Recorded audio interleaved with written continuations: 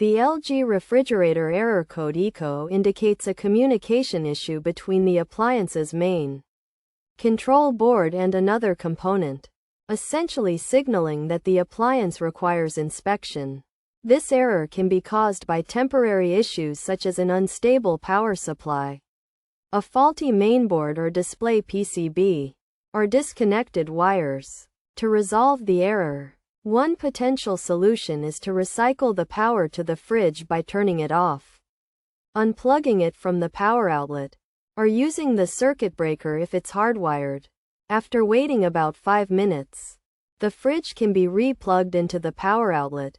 Alternatively, a more complex product inspection may be necessary to determine the source of the error and implement the appropriate fix. However, this should only be performed by qualified personnel, such as an LG service technician, to ensure an accurate diagnosis and repair.